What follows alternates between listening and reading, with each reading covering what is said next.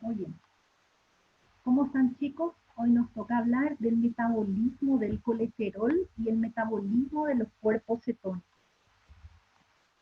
El colesterol es una molécula orgánica formado por un anillo característico denominado ciclopentano, perhidrophenantreno. En total tiene 27 átomos de carbono. ¿Qué es el colesterol?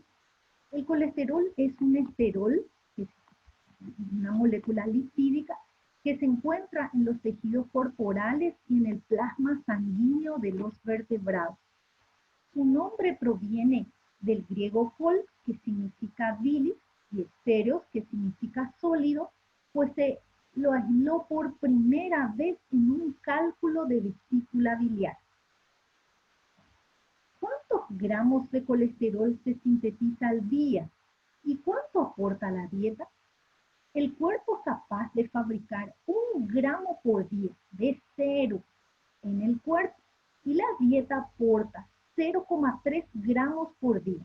Eso significa el 30% del total de colesterol que se encuentra en el organismo. En la aorta se deposita 1 miligramo por cada 10 años y el inicio del depósito se da a partir de los 5 años, lo que significa que la aterogénesis se inicia a los 5 años. ¿En qué tejidos encontramos el colesterol? En el hígado, en la piel, en el cerebro, en el tejido nervioso, en el intestino y en las glándulas sexuales y suprarrenales. La glándula suprarrenal está formado en un 10% de colesterol. ¿Por qué? Porque todas las hormonas de la glándula suprarrenal se sintetizan, principalmente los de la corteza, a partir del colesterol. Repasando un poquito, entonces un esterol se encuentra en tejidos corporales, en el plasma sanguíneo y en altas concentraciones en el hígado, en la médula espinal, en el páncreas y en el cerebro. ¿Qué funciones cumple el colesterol? El colesterol es un componente de membrana citoplasmática, es precursor de la vitamina D en la piel, es precursor de las sales biliares en el hígado y precursor de las hormonas esteroideas en el ovario, en el testículo y en la glándula suprarrenal. Las hormonas esteroideas que se sintetizan a partir del colesterol son el estradiol, la testosterona, la progesterona, la aldosterona y el cortisol. ¿Qué fuentes posee el colesterol del organismo? El colesterol del organismo presenta 2 fuentes, la vía exógena y la vía endógena. La exógena es la aportada por la alimentación y el colesterol, como sabemos, se encuentra exclusivamente en alimentos de origen animal, como por ejemplo la yema de huevo, el hígado, los lácteos en general, en las vísceras, el cerebro y en las carnes rojas, en el músculo esquelético. La vía endógena representa la síntesis de cero del colesterol y lo realiza a partir de un precursor que es el acetilcoenzima A. Empecemos con la biosíntesis del colesterol en el cuerpo a partir de cero, que significa nuevo. Ya habíamos dicho que el colesterol se sintetiza a partir del acetil-CoA en 4 fases. La fase 1 consiste en la unión de 3 moléculas de acetato para formar mevalonato. En la fase 2, el mevalonato se convierte en un isopreno activado. En la fase 3, polimerizan 6 unidades de isopreno para formar el precursor inmediato que es el escualeno. La ciclación del escualeno produce finalmente el colesterol.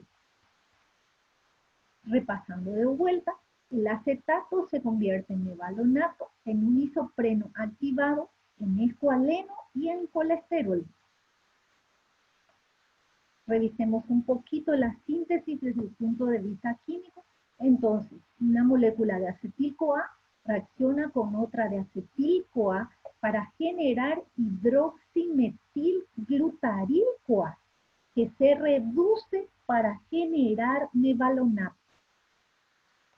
El mevalonato sufre fosforilaciones sucesivas para generar 3-fosfo-5-pirofosfo-mevalonato, que es el isopreno activado. El isopreno activado sufre unas modificaciones, como por ejemplo una descarboxilación, para convertirse en dimetil-alil-pirofosfato. El dimetil-alil-pirofosfato reacciona con una molécula denominada isopentenil-pirofosfato para generar finalmente un compuesto denominado geranil-pirofosfato. El geranil-pirofosfato vuelve a reaccionar con otra molécula de isopentenil y se convierte en farnesil. El farnesil sufre una ciclación para terminar convirtiéndose en escualeno. El escualeno sufre una serie de conversiones para que finalmente se convierta en lanosterol. El lanosterol, por varias reacciones más, finalmente se convierte en colesterol. ¿Cómo podemos regular la cantidad de colesterol que existe en el cuerpo? En primer lugar, se puede regular la actividad de la enzima más importante, que es la hidroximetil-glutaril-CoA reductasa, que cataliza la síntesis de hidroximetil-glutaril coenzima A. En segundo lugar, se puede regular la síntesis de los receptores de LDL.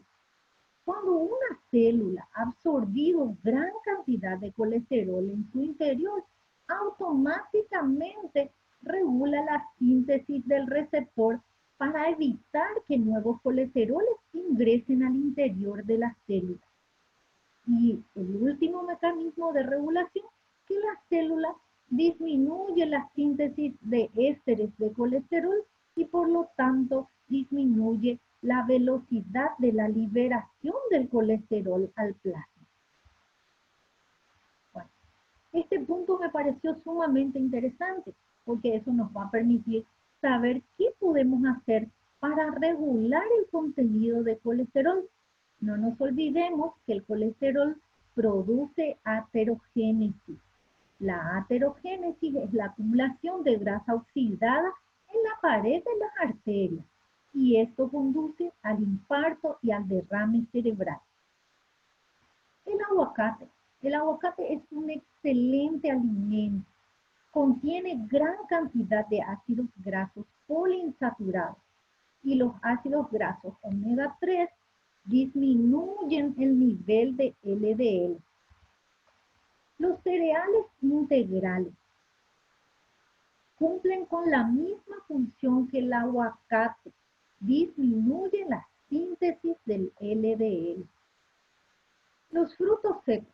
Los frutos secos, además de disminuir los niveles de LDL, que son colesteroles malos, aumentan el nivel del HDL, que es colesterol bueno.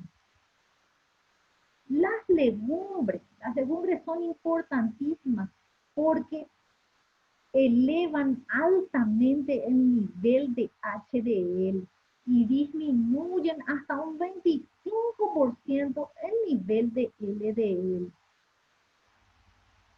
Las verduras contienen alto contenido en fibra. Las fibras inhiben la absorción del colesterol a nivel intestinal. Los inhibidores naturales de la enzima de la hidroximetil-glutaril-CoA reductasa incluyen en las semillas como la semilla de chía, la semilla de lino, la espinaca, el rábano, la alfalfa germinada, y en las semillas de frutos secos. Los alimentos de color púrpura tienen alto contenido en un antioxidante denominado antocianina. Y la antocianina, ¿verdad? Que ya sabemos, además hay otro que es el resveratrol, que se encuentra en la uva, que es de color morado, disminuyen bastante los niveles de LDL y aumentan los niveles de HDL. Hay otras formas también de regular el colesterol, que es cambiando el estilo de vida. Hay que dejar de fumar, beber con moderación, realizar ejercicio diariamente, bajar de peso, comer saludable, reducir grasas saturadas, eliminar grasas trans, aumentar la ración de omega 3, de fibras y reducir azúcares simples. Haciendo todo esto se protege el corazón y los vasos sanguíneos cerebrales. Muy bien.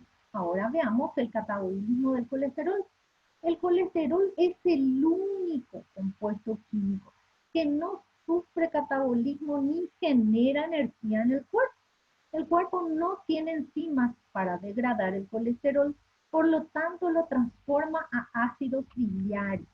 Los ácidos biliares salen con la secreción biliar a nivel intestinal para aumentar la absorción de las grasas.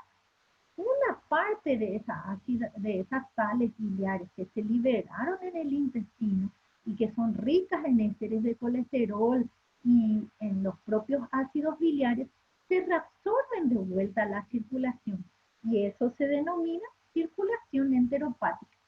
Ahora, una pequeña ración bastante importante es metabolizada por las bacterias intestinales y convierten el colesterol en colestanol y coprostanol, que son los productos que finalmente se eliminan por las heces. Muy bien, ahora veamos los cuerpos cetónicos. ¿Qué compuestos son cuerpos cetónicos dentro del cuerpo? Ácidos grasos de cadena corta, como el ácido acetoacético, el beta-hidroxibutírico, y un compuesto que es una acetona, la propanona, o llamada también acetona. Lo que vamos a analizar a continuación es cuál es el papel de los cuerpos cetónicos en el metabolismo. Bueno, empecemos. Los cuerpos cetónicos son considerados productos de desecho de las grasas. Cuando el cuerpo utiliza grasa, cuando no existe azúcares para generar energía, entonces el cuerpo recurre a la segunda fuente energética, que son las grasas. ¿Quién convierte las grasas en cuerpos cetónicos? El hígado. ¿Qué hace? Metaboliza grasas para formar acetil-CoA.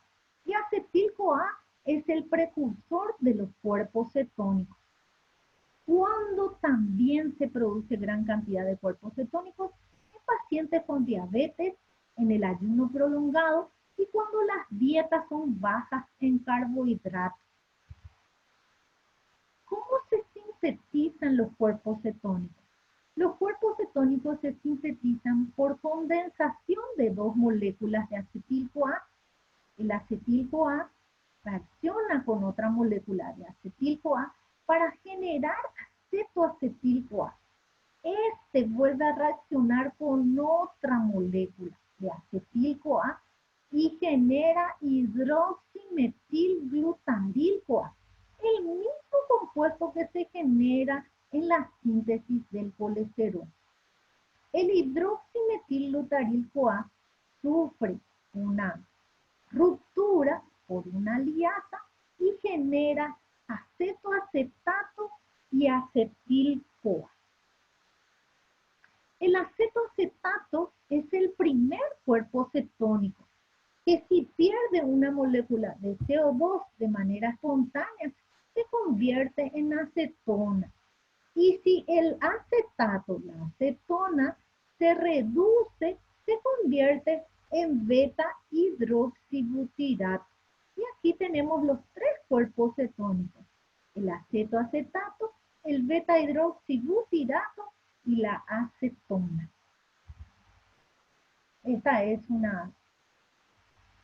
Esto es la síntesis visto desde el punto de vista químico, que es lo que acabamos de explicar. Bueno, muy bien. De los tres, el acetoacetato, al descarboxilarse, al perder esta molécula de CO2, se convierte en acetona. La acetona, como es un gas, se libera por el pulmón y eso produce un aliento característico que se conoce como aliento cetónico o aliento con olor a frutas rancias. Por otro lado, habíamos visto que el acetoacetato puede convertirse en beta-hidroxibutirato. Muy bien. ¿Quiénes estimulan la síntesis de los cuerpos cetónicos? Los ácidos grasos. Acuérdense que se sintetiza a partir de acetil-CoA. ¿Y quién genera acetil-CoA en gran cantidad? La beta-oxidación de los ácidos grasos.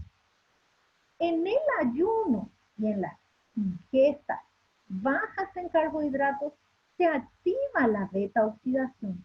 Por lo tanto, la beta-oxidación libera gran cantidad de acetil-CoA. Una parte entra en el ciclo de Krebs y la otra parte se convierte en cuerpos cetónicos. ¿Qué órganos son capaces de utilizar cuerpos cetónicos como energía? Los músculos, el cerebro se acomoda cuando no hay otra fuente, el riñón y el corazón utiliza perfectamente sin problema cuerpos cetónicos como fuente de energía. ¿Qué órgano es incapaz de utilizar cuerpos cetónicos? El hígado. El hígado fabrica cuerpos cetónicos, pero no los puede utilizar como fuente de energía porque no tiene la enzima para catabolizar cuerpos cetónicos. ¿En qué consiste la degradación de los cuerpos cetónicos? Acabamos de ver que algunos órganos pueden usar cuerpos cetónicos como fuente de energía. Entonces consiste en convertir beta-hidroxibutirato en acetoacetato.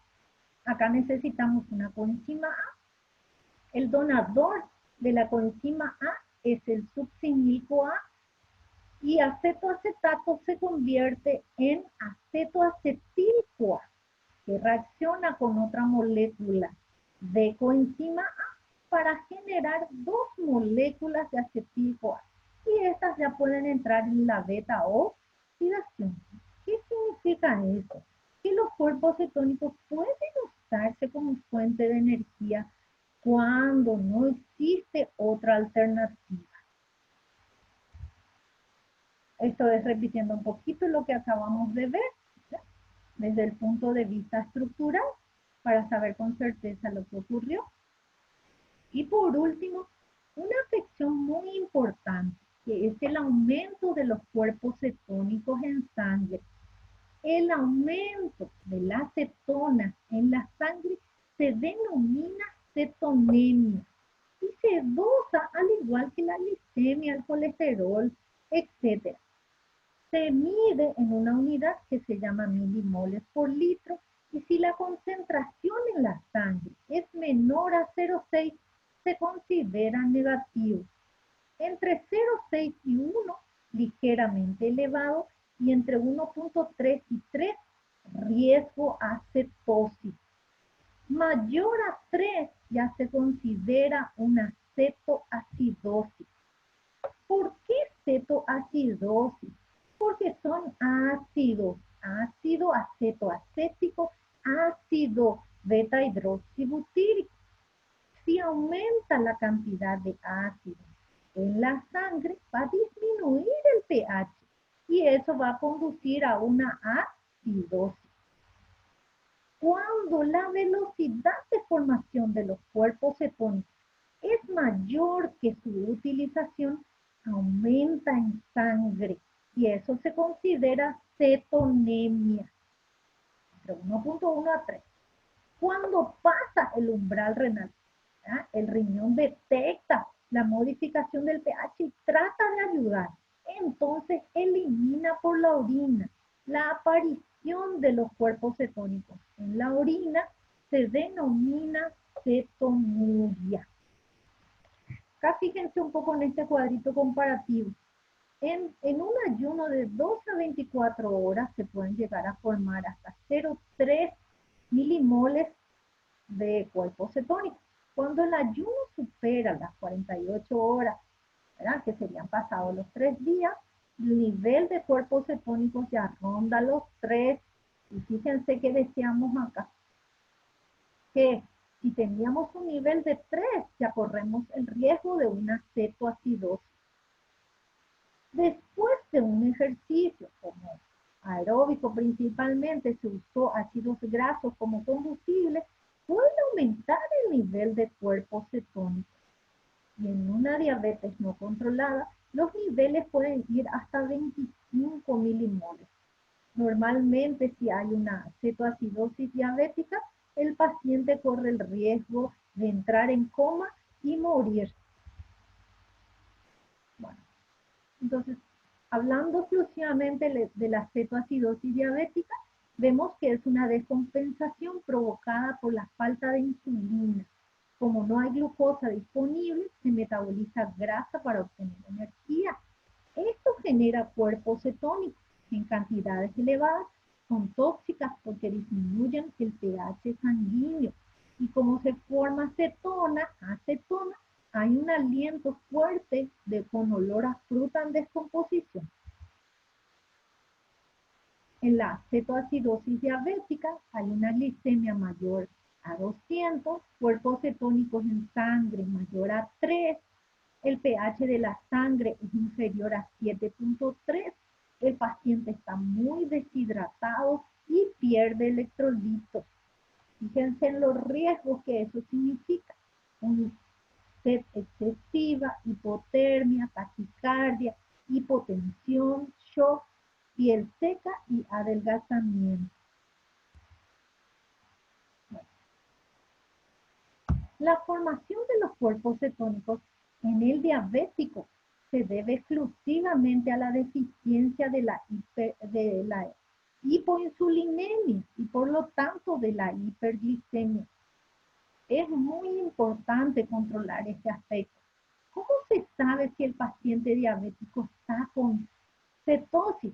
En un análisis de orina aparecen los cuerpos cetónicos y eso indica que el nivel en la sangre está muy superior al rango normal. Si el nivel de pH de la sangre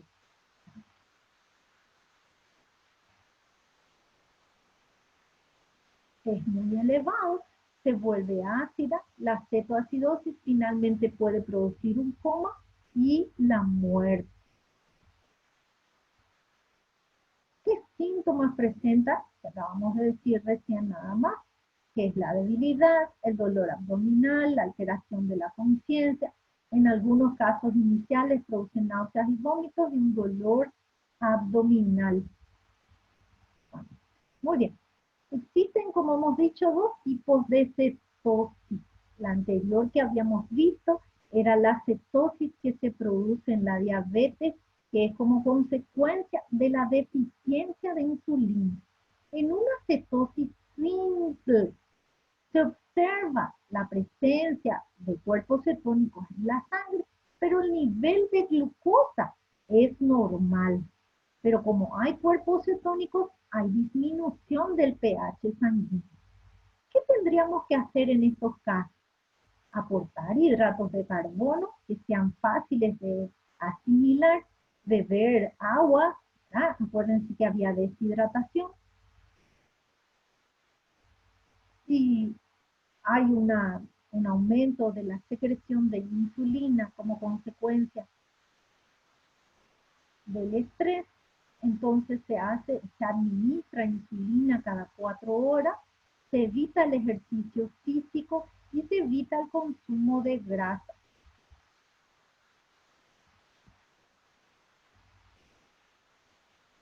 Esto es repasando un chiquito, ¿verdad? La cetosis diabética, que ya habíamos dicho que hay una reducción del pH sanguíneo que tenemos que hacer en estos casos inmediato a consultorio hospitalario. ¿Por qué? Porque recuerden que nuestro paciente puede entrar de nosotros en coma. La insulina también se encarga de regular el nivel de potasio en sangre. Cuando el potasio escapa al líquido extracelular, termina siendo aumentan los niveles de potasio en la sangre y el aumento de potasio puede producir taquicardia e infarto. Bueno, muy bien. ¿Cómo se interpretan los resultados de cuerpos cetónicos? Menos a 0,6 normal, entre 0,6 y 1,5. Eso indica que ya hay necesidad de insulina extra y más de 1,5 hay riesgo de cetoacidosis diabética, por lo tanto debe consultarse urgentemente con un médico. Bueno, muy bien. Eso es haciendo un examen diferencial entre una cetosis simple y una cetosis diabética. Dejo a consideración esta frase que me encantó, en donde dice que un sueño no se hace realidad a través de ninguna magia, sino que eso implica sudor, determinación y trabajo. Coincido plenamente con Colin Powell.